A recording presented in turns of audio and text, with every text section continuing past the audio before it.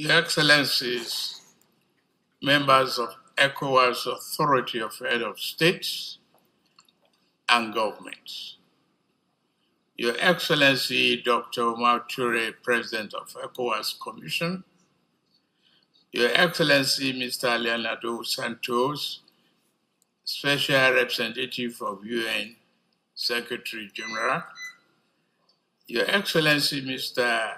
Abdoulaye Diop, President of EMIR Commission, Your Excellency Ambassador Bankole Adeoye, Commissioner for Peace and Security, African Union, Your Excellency Dr. Mohamed Chambers, Chairperson ECOWAS Trade Liberalization Scheme, Vice President Madam Immediate Honorable Commissioner of ECOWAS Commission, Special Envoy on Terrorism, Your Excellencies, members of diplomatic corps, distinguished invited guests, ladies and gentlemen. It is my singular honor to once again welcome you to Abuja on behalf of the government and people of Nigeria. On the occasion of the 60th Ordinary Session of the Authority of Head of State and Governments of the Economic Community of West African States, ECOWAS. I would like to extend my deepest appreciation to all of you for the continued support you have extended me over the past year since I took over as the chair of ECOWAS. Let me also recognize the presence of our brother, President Bassirou Faye of Senegal, who had joined our rank as the newest member of the authority. Allow me to further extend the warm congratulations to the government and people of the Republic of Senegal for their steadfastness in the consolidation of democratic governance. The recently concluded presidential election has been widely adjudged as free, fair, transparent, and credible. This achievement is a testament to our region's commitment to the principle of democracy, good governance, and rule of law. Excellencies and state government, distinguished guests, we have convened this ordinary session to once again review the situation in our region. We are aware of the enormous challenges, including terrorist activities and violent extremism, threatening to spread from Sahel region towards the coastal states, especially those that witnessed constitutional changes of government. The decision of the three Saharan countries of Burkina Faso, Mali, and Niger to withdraw from ECOWAS has also been noticed. Our partners are carrying out critical intervention in countries affected by humanitarian crisis. Excellencies, head of state and government, distinguished ladies and gentlemen, let me underscore that a peaceful and secure society is essential for achieving our potential. As we move to operationalize the ECOWAS Standby Force, ESF, in combating terrorism, I must emphasize that the success of this plan requires not only strong political will, but also substantial financial resources. We must, therefore, ensure that we meet the expectations and recommendations set forth by our ministers of defense and finance in order to counter the insecurity and stabilize our region. Member states must make extra commitment on providing resources for stabilizing the region. To this end, I urge ECOWAS to leverage on the capability of the Nigerian National Counter-Terrorism Center, NCTC, which is widely acknowledged as one of the best on the continent. The Nigerian government has decided to declare the NCTC as a regional center to enable all ECOWAS member states benefit from capacity building and the other related opportunities it offers. Your Excellencies, dear Head of State, I urge those of you with time to visit the center before your departure and assess firsthand on the facilities and capability of NCTC. I'm also fully aware of other challenges confronting our region, especially the economic hurdles that hinder our progress.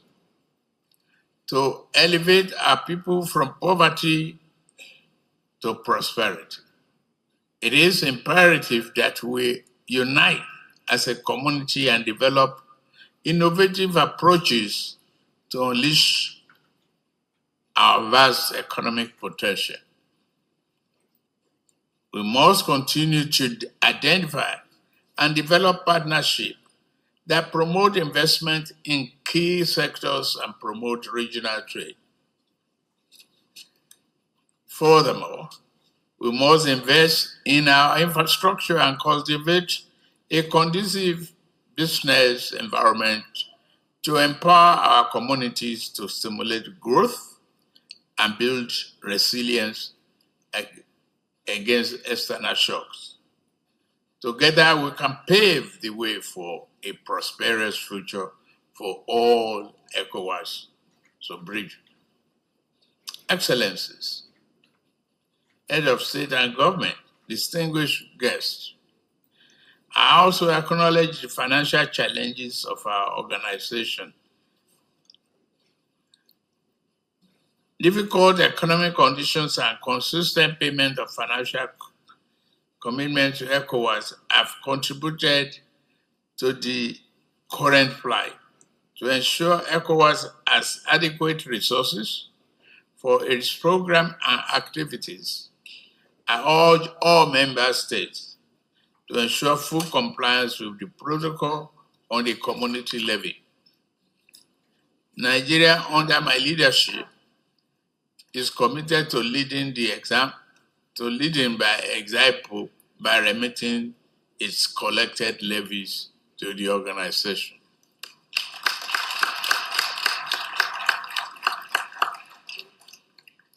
By the way, we resolved in a caucus meeting that details of outstandings by countries will be distributed from the ECOWAS Secretariat and keep us informed.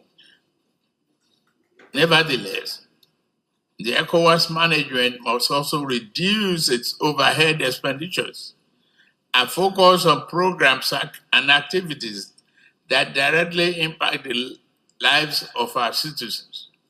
I am aware of the progress report on the implementation of the ECOWAS institutional reforms.